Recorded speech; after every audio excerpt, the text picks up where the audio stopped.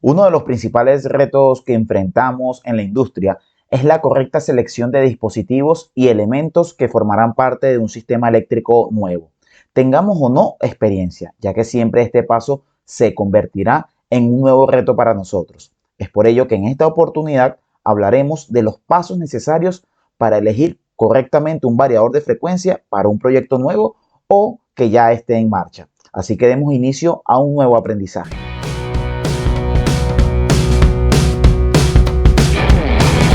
¿Sigues buscando una manera práctica y sencilla de aprender sobre automatización industrial? ¿O simplemente deseas escuchar consejos y recomendaciones sobre las buenas prácticas de esta área? Este podcast te ayudará a cubrir esa necesidad. Mediante el análisis de los temas más importantes de esta área, te ayudaremos a comprender mejor el mundo de la automatización.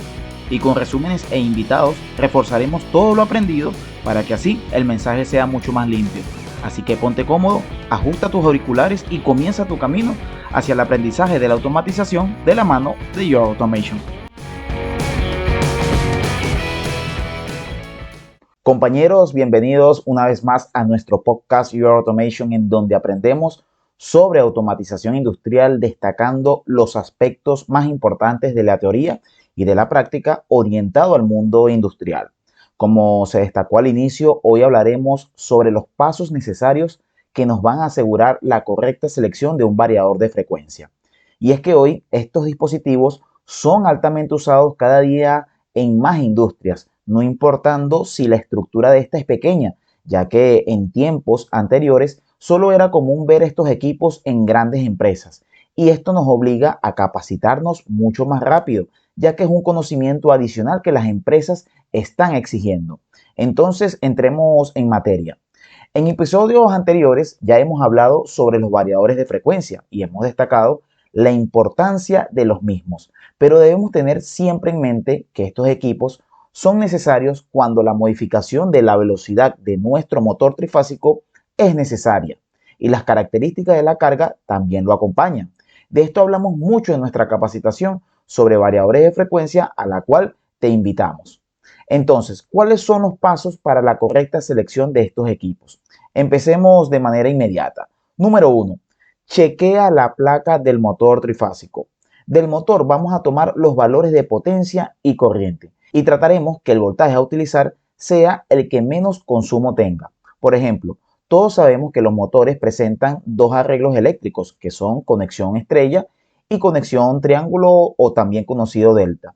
Adicional a esto, también debemos saber que hay variadores con alimentación monofásica 220 y trifásica 380. En base a esto, nuestra recomendación es que se empleen variadores de frecuencia con alimentación trifásica 380, porque aunque presenten un precio de venta más elevado, nos van a permitir conectar nuestro motor trifásico en la configuración que consume menos corriente. Entonces, antes de elegir un variador de frecuencia, primero chequea la placa del motor y selecciona la configuración que consume menos corriente. Pero ojo y cuidado, es una recomendación, ya que si el presupuesto es bajo, seguro vas a optar por elegir un variador de frecuencia con entrada monofásica. Entonces, como conclusión, el primer paso será elegir nuestro variador de frecuencia en base a la corriente, potencia y voltaje del motor a controlar. Vamos con el segundo paso. Este nos habla sobre evaluar la aplicación. Con esto nos referimos si es una aplicación vertical, es decir, si nuestro motor va a manejar una carga hacia arriba y hacia abajo, o es una aplicación horizontal, es decir, si va a manejar una carga de izquierda a derecha o viceversa. Con esta información podemos pedirle al vendedor la mejor opción que se adapte a nuestro sistema. Generalmente en aplicaciones verticales son necesarias las resistencias de frenado y acople de freno magnético a los motores. Esto es un análisis que debe apoyarse con el vendedor y el fabricante del equipo. Otro punto a evaluar del sistema es el tipo de carga a controlar, ya que los variadores de frecuencia presentan un tope máximo de consumo por encima de la nominal ante exigencias del torque tanto en la aceleración como en la desaceleración. Este análisis debemos acompañarlo con un mecánico el cual nos describa el funcionamiento del motor al arrancar, al detenerse y en plena marcha. Con estos datos nos ayudaremos a determinar si necesitamos accesorios adicionales para nuestro sistema y variador de frecuencia. Entonces, concluimos que el segundo paso estará asociado con la determinación si la aplicación va a ser vertical u horizontal, y también el tipo de carga a controlar. Como plus adicional, evalúa siempre si la aplicación tiene una transmisión por polea o caja reductora. El tercer paso será el tipo de control a utilizar. Aunque la mayoría siempre selecciona el modo local o modo remoto, nunca se sabrá si el día de mañana queremos controlar el variador de frecuencia desde una sala de control. Aunque este paso puede ser opcional, hay que estudiarlo de igual manera. En la actualidad, la gran mayoría de los variadores de frecuencia presentan dos protocolos de comunicación, los cuales son Modbus TCP y Modbus RTU, ambos con la ficha RJ45. Ambos protocolos pueden ser más que suficientes, pero no es común en una industria monitorear un solo equipo, por lo cual seguramente también vamos a necesitar de dispositivos como pasarelas o también conocidos como Gateway. Pero esto ya está basado en comunicación industrial y eso lo vamos a dejar para otro episodio. Lo cierto es que debemos definir el tipo de control de nuestro equipo. Entonces, el tercer paso va a estar asociado, ¿sí?, con la determinación de cómo vamos a controlar nuestro motor trifásico desde la interfaz variador de frecuencia. Ojo que también este paso puede ser opcional, pero bueno, ya lo tienes en cuenta. El cuarto paso será evaluar el tipo de protección aguas arriba o aguas abajo correspondiente para nuestro variador de frecuencia. En este punto solo debemos pedirle recomendación a nuestro proveedor siempre y cuando dudemos de la instalación eléctrica del sistema. Recordemos que estas protecciones son las conocidas reactancias de entrada, fusibles, filtros senoidales y filtros de BDT. Pero si la distancia entre el variador de frecuencia y motor supera los 50 metros, ya es recomendable estudiar el tipo de protección que debemos implementar en nuestro sistema aguas abajo, es decir, debajo del variador de frecuencia, para así mitigar los efectos producidos por la onda reflejada. Entonces, en conclusión, el cuarto paso será evaluar el tipo de protección para nuestro variador de frecuencia si es que éste lo amerita. Y el último paso, aunque debería ser el primero, es chequear la clase del motor.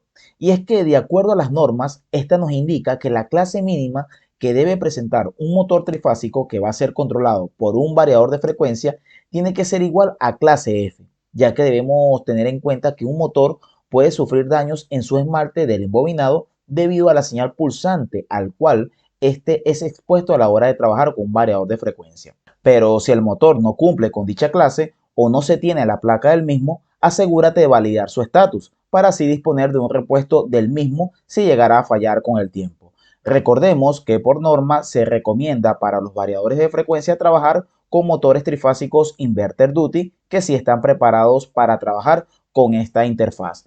Pero de momento no nos preocupemos, que la norma también nos indica que podemos trabajar con los motores que ya te comenté, que son de clase F, y si no son de esta clase o son de clases inferiores, tomar las medidas correspondientes en base al tipo de funcionamiento que se va a realizar y al tipo de control que también se va a aplicar.